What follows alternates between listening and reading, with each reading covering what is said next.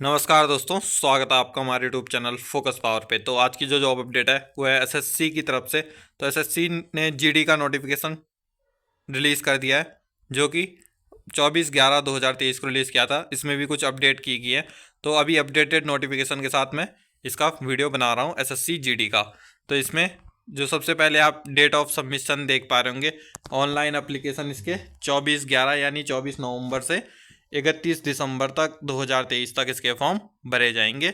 Last date of इसकी online application की यही रहने वाली, इस साल की आखिरी तारीख को आप अप्लाई कर सकते हैं।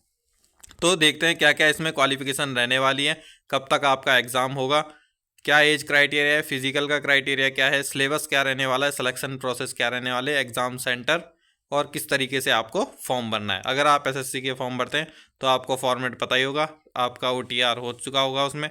अगर आप न्यू कैंडिडेट हैं तो आपके लिए भी वीडियो इंपॉर्टेंट हो जाती है, तो वीडियो को लास्ट तक जरूर देखें।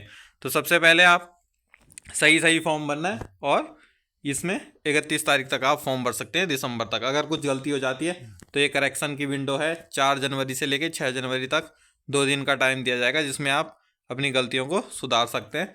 और एग्ज़ाम जो है आपके फरवरी मार्च 2024 में होने वाले हैं। तो यानी कि 2 से ढाई महीने का आपको टाइम मिलेगा एग्ज़ाम के लिए। बाकी एसएससी का जो कैलेंडर जारी किया गया है उसमें से 20 फरवरी से आपके एग्ज़ाम इसके शुरू हो जाएंगे। तो इम्पोर्टेंट जो भी नोटिफिकेशन में होगा वो आपके साथ डिस्कस कर लेते हैं। सबसे पहले वैकेंसीज़ का काउंट देखते हैं, कितनी वैकेंसीज़ रहने वाली है और कौन से डिपार्टमेंट में रहने वाली है।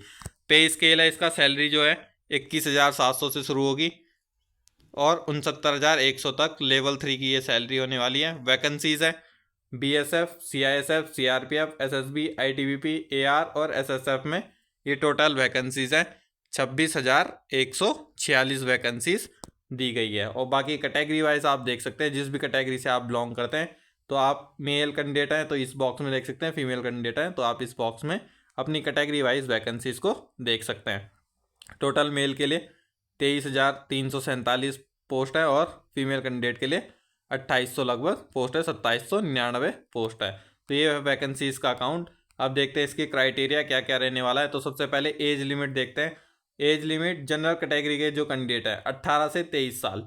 एज काउंट कब होगी? 1 जनवरी 2024 को आपकी एज काउंट होने वाली है। तो मिनिमम 1 तारीख को ही आपको 18 होना चाहिए और जो मैक्सिमम 23 साल दिया गया वो 1 तारीख 2024 को काउंट होने वाली है। यानी डेट ऑफ बर्थ आपकी 2/1/2001 से लेकर या 1/1/2006 के बीच में है या सेम इन डेट पे है, तो आप अप्लाई कर सकते हैं। और एज रिलैक्सेशन जो होगा SC/ST के लिए 5 साल के लिए, OBC के लिए 3 साल के लिए, एक्स सर्विसमैन के लिए 3 साल के लिए।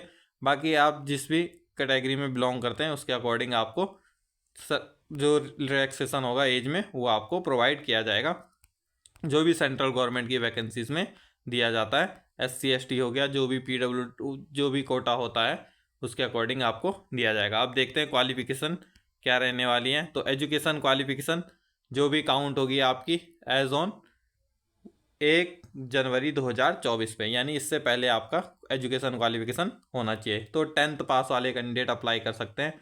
मैट्रिकुलेशन 10th का किसी भी रिकॉग्नाइज बोर्ड से या यूनिवर्सिटी से अगर आपने पास करी है तो आप इसमें फॉर्म के लिए अप्लाई कर सकते हैं।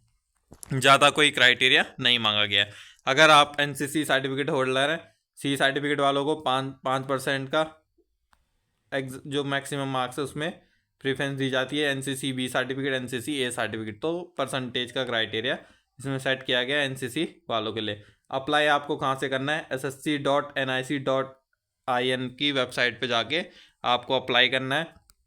जो भी अगर आप अप्लाई करना शुरू करते हैं तो उससे पहले एक बार नोटिफिकेशन को ज़रूर रीड कर लें। फीस आपकी क्या रहने वाली है? 100 रुपीज़ फीस रहने वाली है जनरल कैटेगरी कैंडिडेट के लिए, EWS के लिए, OBC के लिए।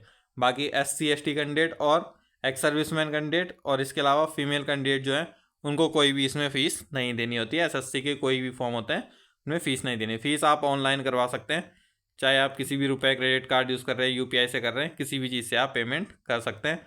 बाकी एप्लीकेशन विंडो का बता दिया, अगर कुछ फॉर्म में गलती हो जाती है तो ये करेक्शन विंडो है 4 जनवरी से लेकर 6 जनवरी तक। तो हो सके तो आप जो फॉर्म भरें उस टाइम कोई गलती ना करें। सेंटर ऑफ एग्जामिनेशन आप देख सकते हैं, रीजन वाइज दे रखे हैं। सेंटर रीजन है, आप जिस भी रीजन से बिलोंग करते हैं तो उसके नज़दीकी एग्जाम सेंटर आप देख सकते हैं। जब आप फॉर्म भरोगे तो उसमें 2 से 3 सेंटर को सिलेक्ट करने के लिए ऑप्शन आएगा, तो आप अपने नज़दीकी जो भी सिटीज़ हैं उनको सेलेक्ट कर सकते हैं एग्ज़ाम सेंटर के लिए। उन्हीं 3 सिटी में से आपका कहीं ना एक जगह आपको एग्ज़ाम सेंटर मिल जाएगा। अब देखते हैं एग्जामिनेशन क्या होने वाला है। तो अब एग्जामिनेशन होगा कंप्यूटर बेस्ड, यानी CBT एग्ज़ाम आपका होने वाला है। टोटल 80 क्वेश्चन होंगे, जिसमें एक क्वेश्चन के 2 मार्क्स आपको मिलने वाले हैं। तो जो पेपर है वो 4 पार्ट में डिवाइड होगा। जनरल इंटेलिजेंस एंड रीजनिंग के 20 क्वेश्चन होने वाले हैं 40 नंबर के। इसके बाद पार्ट बी होगा जनरल नॉलेज और जनरल अवेयरनेस, 20 क्वेश्चन 40 नंबर के। फिर मैथ्स के होंगे 20 क्वेश्चन, जिसमें 40 नंबर मिलेंगे। और इंग्लिश या हिंदी में से कोई भी आपको एक सब्जेक्ट चूज़ करना होता है, या आप इंग्लिश चुनें या हिंदी चुनें। तो उसमें जो भी आप सब्जेक्ट चुनेंगे उसमें से 20 क्वेश्चन आएंगे, 40 नंबर्स के होने वाले हैं। तो 1 घंटे का इसका टोटल ड्यूरेशन होने वाला है। ये part A, part B, part C, part D में अलग अलग मेंशन किया गया, लेकिन पेपर आपका एक ही होने वाला है। और जो नेगेटिव मार्किंग होगी इसमें 0.25 मार्क्स की नेगेटिव मार्किंग होने वाली है। तो अगर आप इसमें तुक्का नहीं लगा सकते हैं, तुक्का लगाओगे तो आपके मार्क्स कटने के काफ़ी चांसेस होते हैं। और डिटेल सिलेबस आप देखना चाहते हैं तो ये आप स्क्रीनशॉट ले सकते हैं, या मैं आपको टेलीग्राम चैनल है हमारा, वहाँ पे इस PDF को प्रोवाइड करा दूंगा। तो जिस भी सब्जेक्ट का आप डिटेल सिलेबस देखना चाहते हैं, क्या क्या सिलेबस आएगा इसका, तो वो आप चेकआउट कर सकते हैं। डिस्क्रिप्शन में लिंक दिया गया है, वहाँ से आप डाउनलोड कर सकते हैं नोटिफिकेशन को। अब देखते हैं लास्ट जो क्राइटेरिया है, फिजिकल स्टैंडर्ड टेस्ट, जो फिजिकल एफिशिएंसी टेस्ट जो होता है फीमेल कैंडिडेट के लिए क्या है और मेल कैंडिडेट के लिए क्या मांगा गया है। तो सबसे पहले रेस है। रेस में मेल कैंडिडेट के लिए 5 किलोमीटर की रेस 24 मिनट में पूरी करनी है। फीमेल और 1600 मीटर की जो रेस है वो 7 मिनट में पूरी करनी है मेल कैंडिडेट को। फीमेल कैंडिडेट को 1.6 किलोमीटर की जो रेस है वो 8.5 मिनट में कंप्लीट करनी है, और 800 मीटर रेस 5 मिनट में कंप्लीट करनी है। और ये जो लद्दाख रीजन के कैंडिडेट हैं उनके लिए थोड़ी छूट दी जाती है फिजिकल में, रेस में। अब इस फिजिकल स्टैंडर्ड टेस्ट में क्या होगा, तो हाइट जो होगी मेल कैंडिडेट के लिए 170 सेंटीमीटर होगी, फीमेल कैंडिडेट के लिए 157 सेंटीमीटर होने वाली है। अब आप हाइट का जो है उसमें भी नॉर्थ ईस्ट एरिया को, हिली रीजन हो गया, गढ़वाल, कुमाऊँ, तो जो डोगरास है इनके लिए अलग अलग रिलैक्सेशन होता है। तो उसके अकॉर्डिंग आप यहाँ पे हाइट्स अपनी देख सकते हैं। मेल कैंडिडेट के लिए ये हाइट्स हैं और फीमेल कैंडिडेट के लिए ये हाइट्स हैं। आप स्क्रीनशॉट लेके अपना क्राइटेरिया देख सकते हैं, आप कौन से स्टेट से बिलोंग करते हैं। अगर आप नॉर्थ ईस्ट से बिलोंग करते हैं तो ये आप देख पा रहे होंगे 162.5 सेंटीमीटर मेल कैटेगरी के लिए, और फीमेल के लिए 152.5 है। ऐसे अगर आप गढ़वाली गोरखा रीजन से बिलोंग करते हैं तो 165 आपकी हाइट मांगी गई मेल में, फीमेल में 155। तो इसी तरीके से आपको देखना है कि आप एलिजिबल हो या नहीं हो। चेस्ट के लिए मेल में 80 सेंटीमीटर है, और मिनिमम एक्सपेंशन आपका 5 सेंटीमीटर का होना चाहिए। इसमें भी सेम क्राइटेरिया है। अगर आप हिली रीजन से हैं या शेड्यूल ट्राइब से आते हैं तो आपको रिलैक्सेशन इसमें दिया जाता है 76 सेंटीमीटर या 78 सेंटीमीटर या 77 सेंटीमीटर। बस जो एक्सपेंशन होगा आपका वो 5 सेंटीमीटर मिनिमम होना चाहिए, चाहे आप किसी भी कैटेगरी से बिलोंग करते हो। वेट आपका हाइट के प्रोपोर्शन में निकाला जाएगा। उसके बाद आपका डिटेल मेडिकल एग्जामिनेशन होता है और डॉक्यूमेंट वेरिफिकेशन होता है, तब आपका ज्वाइनिंग हो जाती है। एग्जामिनेशन के बाद फिजिकल के बाद आपका मेडिकल टेस्ट, और उसके बाद आपका ज्वाइनिंग आ जाती है DB होने के बाद। तो ये था इसका क्राइटेरिया। मोड ऑफ सिलेक्शन ये आप देख पा रहे होंगे। UR कैटेगरी के लिए 30% मिनिमम क्वालिफाई होता है, और OBC EWS के लिए 25%, और बाकी अदर कैटेगरी के लिए 20% होता है फिजिकल स्टैंडर्ड टेस्ट के लिए क्वालिफाई करने के लिए। तो ये थी अपडेट। इसमें जो भी मेन डिपार्टमेंट है वो आपको यहाँ पे मेंशन किए गए हैं, BSF, CISF, CRPF, जो आपको प्रीफरेंस सेट करनी है। जब आप प्रीफरेंस सेट करोगे तो इस तरीके से आपको ये दिया गया है ABCDEFH।